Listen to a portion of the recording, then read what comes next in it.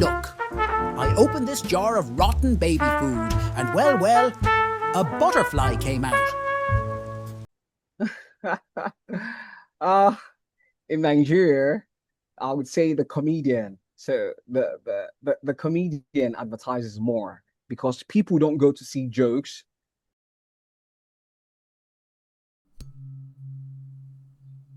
Welcome to the Comedians and Elevators podcast. I've got my guest, I want to say Kelvin, but you wants to say 88. Kelvin 88, please introduce yourself and tell us a little bit about yourself. Hello, everyone. My name is Kelvin Otum, popularly known as 88 in the industry. I'm a voiceover artist, and I'm also a singer, songwriter, and a recording artist. All right. So, Awesome. Well, Kelvin, you ready to get started? absolutely, it's All right. amazing to be on the show with you. Well, I appreciate you being here. We got through a lot of technical difficulties and we have arrived. So let's blast off into outer space, shall we? Absolutely. Listen, to my regular listeners, I know you don't like when at the beginning of these conversations I ask you to subscribe. None of us like it. I don't like saying it. I don't like it being in here. But it's frustrating. You know what else is frustrating? It's also frustrating when I look in the back end of the YouTube channel and I see that 56% of you that watch frequently haven't yet subscribed. And I know this because I see it in the comments section. You say things like, I didn't know I didn't subscribe. And that's actually what fuels the show. Basically, it's like you're making a donation to the show. So that's why I ask all the time, because it enables us to build and build and build. And we're going for the long term here. Hit the subscribe button and we'll continue to build this show for you. That's my promise. Thank you to all you guys that do subscribe. It means the world to me. All right. So the whole point of the podcast is to compare and contrast the comic versus the comedian. So I define the comic as any person telling funny jokes versus the comedian who's a funny person telling any jokes. So Kelvin, would you agree that you start as a comic and evolve into a comedian? For myself personally, I would say I'm still a comic. I've Okay. not yet evolved into a comedian because should I say I'm not really looking at it from the professional aspects. So comedians actually are the professionals, and like the definition, a comic is just a person telling funny jokes. So basically, I'm just still a comic, and I'm not taking it further than that. So that's it basically at the Well, moment. that's fair. You don't necessarily have to. I mean, before this podcast, most people said they were interchangeable terms, and I'm the one making a difference here, if that even is a fair statement. So, you ready for the first question, Kelvin? Please hit me. All right. So it's about the role of persona in comedy. So, how much of the comedian's voice is a character versus the real self? So, from the Nigerian context, the persona is often a defensive or exaggerated mask because the character, the pioneers like as such, Baba Salah, we have Baba Salah and Chief Zebrudaya. So this great personas, they actually operated within 100% character, and these characters, their voices was a vessel for satire. That's the real self might be the real self, like satires in such a way the real self might be too shy or endangered to say, so they actually utilized their persona to actually convey satires. So, and also for the real self as such, modern stand-ups like we have Basket Mouth, a very popular comedian in Nigeria, and we have Bovy, so they use more authentic voice, Mhm. uh and blending their real experiences with comedic timing. However, the persona acts as a buffer. So if a joke about a politician fails, it was the persona speaking and not the man. Right. So in that It's context, Yeah, absolutely. So then does authenticity matter or is illusion part of the magic? so in the Nigerian context, if it is alignment, because the country actually is highly religious and traditional. So a comedian needs the audience permission to cross certain lines, like joking about pastors. So when the audience laughs, they aren't just giving permission, they are aligning with the comedian's bravery. So in saying what everyone else is thinking. So I think that is basically an alignment and also gives way for permission. So that results to authenticity also. All right. So how about punching up versus punching down? So where do comics versus comedians subscribe to this? And let me put it in some historical context. Did a jealous medieval prince become the first comedian by killing the court jester? So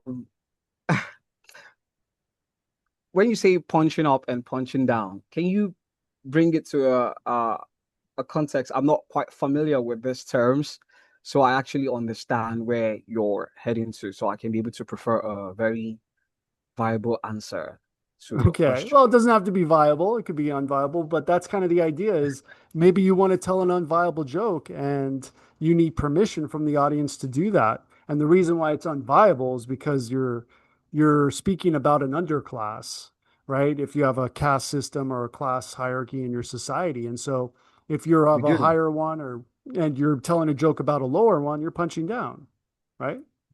Okay. Yeah, so basically you have to be careful, but comedians like Bovi and Basket Mouth, they actually express, or especially Igudai. So he's very vocal. He uses the stage to actually convey the everyday situations of the Nigerian reality. So you'd have to be careful when you're conveying these jokes and talking about the elite class. But people like Igudai, they've actually utilized satire also to actually convey the reality, the everyday reality of the common man, and it was accepted. So the audience laughs, and once the audience are actually laughing, so it's a permission for you to, it's a permission, or should I say, you're actually saying what's in their heart, what they actually resonate with. And that's the reason why they actually flow along by giving you a laughter, or they tell you, go on, we want more. So Okay. So if we're going to push the boundary, would criticizing dead people be considered punching down? I would say, I would say yes. Although it's quite sensitive. That's where you have to apply wisdom to it's really quite sensitive, and it's a punch down to actually go via that route. And I haven't really noticed a comedian who actually goes that route in the Nigerian context. So my knowledge towards that aspect is quite limited at the moment. Beady, beady, beady. Maybe that's just the way it is. They're playing it safe. It sounds like it Absolutely. probably is the case with the way you said that you need permission in Nigeria. So, how about the cultural translation of comedy? So, how do jokes that work in one country bomb in another? Uh in in Nigeria, okay, let's say in South Africa at the moment, there is there is an ongoing situation with xenophobic. So if you want to talk, if you go that route in South Africa, you wouldn't go that route because it's a quite a sensitive topic, and it's the heart of the people are not yet, they've not, I don't know if that would be an acceptable joke, but in Nigeria, we could actually joke about it, but at the same time, you still need to actually tailor or be careful with the way you actually put together your joke around such topics as such as xenophobia, because we've lost lives. So this is just an example. We've lost lives from Nigeria over in South Africa. So if if if you're bringing such a joke, I think your personality, you would have to be a very big brand as such, Basket Mouth or Bovi, for such jokes to be accepted. For an upcoming comedian, I think it would be you shooting yourself in the foot at the But it's moment if also you're going to potential go that comedy route. gold, right? It could also be Come very, again, very please? funny if you do it correctly. So it could be funny. That's when your creativity comes into play. So you really need to get your stuff right. And like I said, due to the fact that we lost lives, so it's a delicate topic. So it Well, what might shall not we? really be Should accepted, we? but if you do it right, it could be. It could be. Yeah, absolutely. So when you say xenophobia, is that race, ethnicity, nationality? Where does the when you say that term, it usually means nationality, but maybe you're using a different context. So like I said, Nigerians were facing trouble. So it's a nationality thing because Nigerians were facing a lot of threats in South Africa, and like I said, we've lost lives due to this fact. So it's a nationality thing. So that's the reason why you you need to just tread carefully around such. Well, when you say nationality, are you referring to how governments behave? So I'm referring to how the people actually respond. It's not a governmental thing. It's the people's response because, like I Okay. said, the killings that's going on, it's actually related to it's the people perpetrating this and not the government instigating this. So that's the reason why. So it's a people's thing, so not a governmental thing. So it's just how the people respond, how the people how the people behave towards foreigners as such, Mhm. Nigerians over there. I think there's a setup for they're setting up each other for really bad jokes. It's a practical matter. So I'm trying to make light of it. So how does the silence when your joke doesn't land hurt? Physically, emotionally, morally, or spiritually?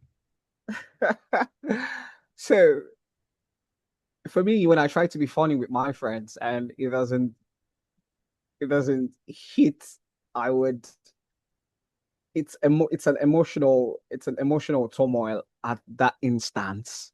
So for the comedian on for the stand-up comedian facing a very large crowd, so if it doesn't stick, I think it has to do with it would be a psychological and emotional thing where you just have to be that in this context your creativity needs to come into play, so you need to actually resort to the next joke, or you could actually just something relatable where everyone just gets cracked up.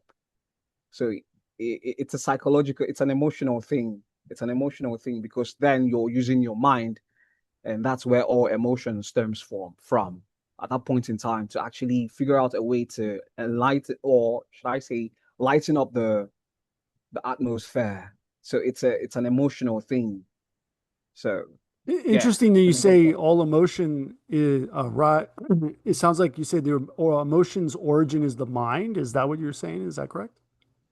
yeah, because all emotion stems from the mind. Basically, how you feel stems from the mind. We could also say from the heart also. Yeah, we could also use that from the heart. We could say from the mind. It's an internal process. Yeah, so an internal process, we could just relay that in general to the emotions. Okay, awesome. All right, so um, Kelvin, very important question. Advertising and self-promotion. So, who advertises themselves more? The comic, the comedian, or the magician? You know that place where you're not conscious and you're not sleeping either? That's your power bill to the electric company. Right here.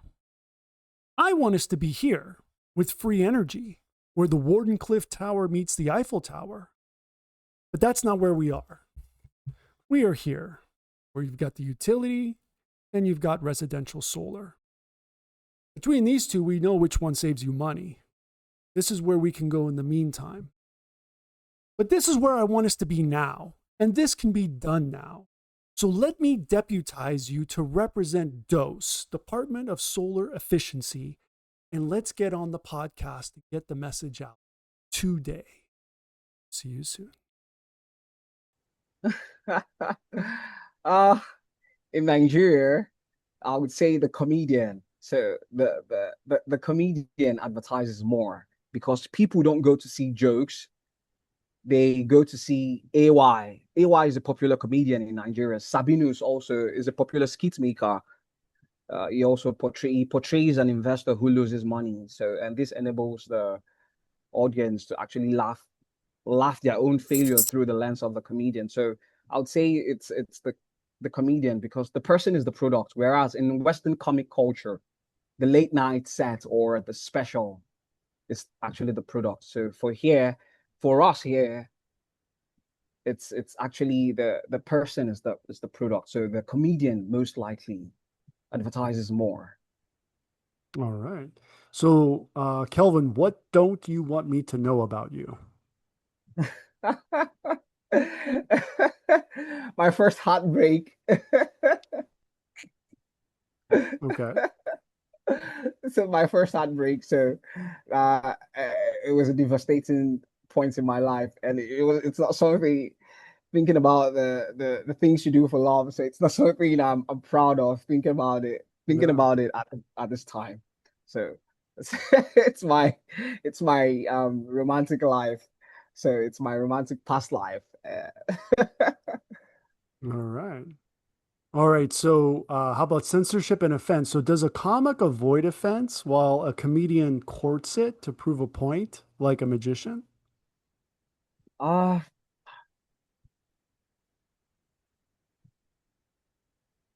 the comic actually they uses the skits, the costume, the wig, and the accent to actually hide, but the comedian uses the stage to expose.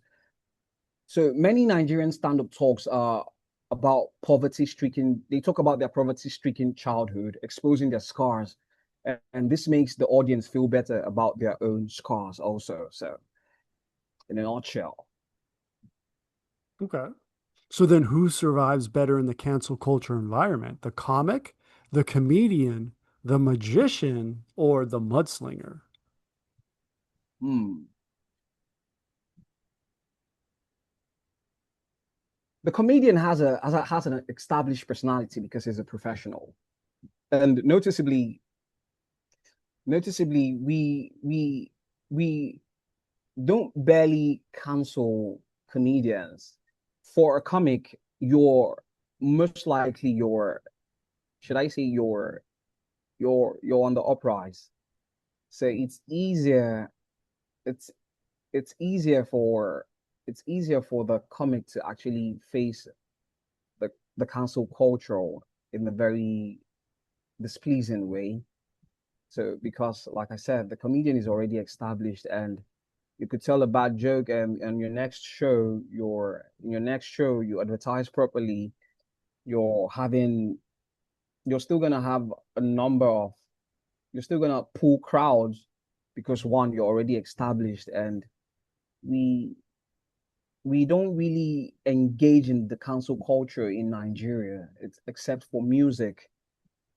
So because we there was a particular artist, Mr. Easy, which a particular interview derailed his career to an extent in Nigeria, affected how he was perceived.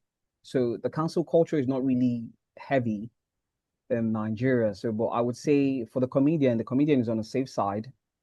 But the comic as an uprising, you would most likely get to face that. All right. So how about comedy as commentary? So when does a comedian cross into being a philosopher or a preacher? So this happens frequently because the public loses faith in politicians. So they look to comedians for truth. So when an example, Bovi or Mr. Macaroni stops joking to talk about governance, they aren't just comics anymore. They become the secular preachers of the people. All right. So then is truth treasure in heaven? Uh, can you please? I'm not really familiar with this context? Can you maybe break it down so I follow through with what you actually mean with this? Well, you brought up the idea of truth, right? In Yeah. society. So, you know, so is that truth a kind of has value in the afterlife? In the afterlife. So Yeah. you mean so so beyond this physical reality? Yes. The truth is, we could say the truth is could either be objective or subjective. So it depends. So we there's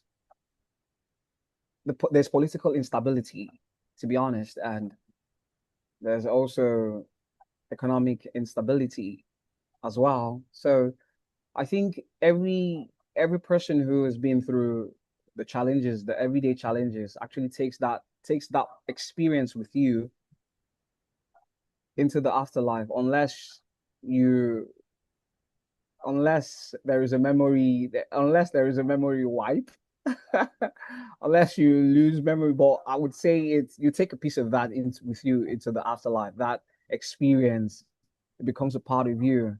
I don't know if you believe in reincarnation for you to go this route. So if perhaps you believe in reincarnation, we all know most likely you don't come back with your memories intact. So it wouldn't make any sense.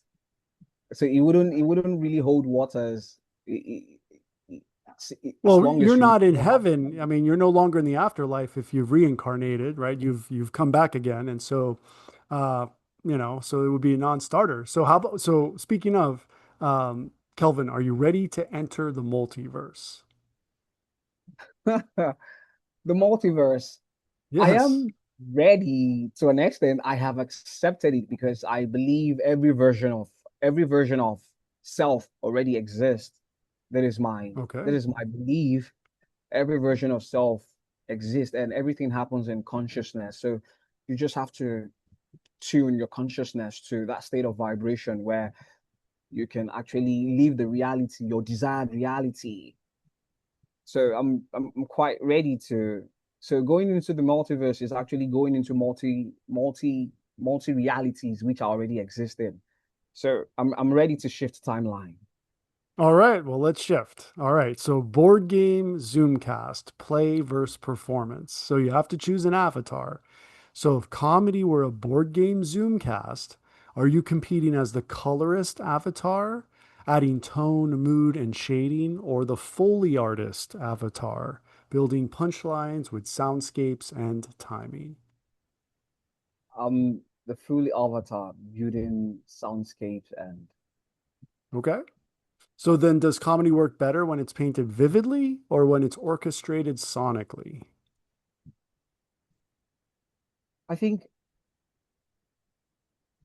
you have to give you have to you have to give people you have to bring them into a mental world where they get a clear picture of what you're talking about, and that could only happen when it's relatable.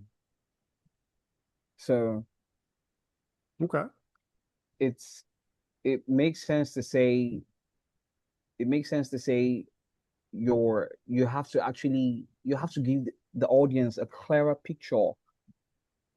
You're actually in order to crack them up, they need to actually get the clearer picture of what you're saying. It needs to resonate.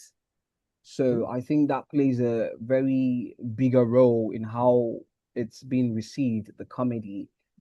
So in order to elicit a very great laughter or great experience in the mind or consciousness of the audience. Absolutely. So All right. So here on the Comedians in Elevators podcast, we have a tradition where the previous guest asks a question for the next guest. And the okay. previous guest was Aaron Marcus. And his question for you, Kelvin, is how do you deal with nervousness before a performance? Hmm. You it could get tense. It's normal you'd feel tense as a novice. and repetition would actually get you past that phase. So it's actually normal to feel tense, but in that moment, your best ally is confidence. You just need to believe in yourself. You have to have an unwavering belief in yourself that it's gonna come out great, because your confidence, you're communicating your confidence. We humans, we have the ability to sense, we pick up energy. So your confidence will be picked up. So that's like your best ally. So it's normal to feel tense. Your best ally would be relying on confidence. You just need to step into that confidence. And this happens over time. So you need to give yourself grace and just allow your creativity just flow through you and be relatable, basically. Absolutely. That's the best advice I've ever heard before. So last question, legacy. Who gets remembered? Will the comics Tight Five survive time, or will the comedian's cultural point of view be more timeless? The comedian's point of view will always be more timeless in Nigeria. While a tight five, a structured joke might get old, the perspective of someone like as such Mr. Ali Baba, a very great legend in the Nigerian comedy scenery, who defined how an entire nation view itself through humor. So is what gets written into the history books. So the comedian creates a legacy. The comic creates a moment, actually. All right. All right. So, awesome, Kelvin. So where can everybody find you online? So you can find me on Instagram at voice talent underscore 88. And also you can find me on X. I'm active on X, also voice talent underscore 88. And as well, you can find me on YouTube, voice talent underscore 88. You can get me on LinkedIn as well. That's Kelvin Otum, KelvinOtum. And I have lots of great stuffs already out there for your listening pleasure. Awesome. Awesome. So Well, Kelvin, please thank you so much for being my guest. And for everyone, absolutely. Everyone else, please like and subscribe, and we will see you in the next one. Absolutely. Thank you so much. And it's been a pleasure being on the show with you. If you're interested in too much information like in the network state or Mantipus the chicken shit, check out this video. Or is it this one right here? Well, either way. Lizard.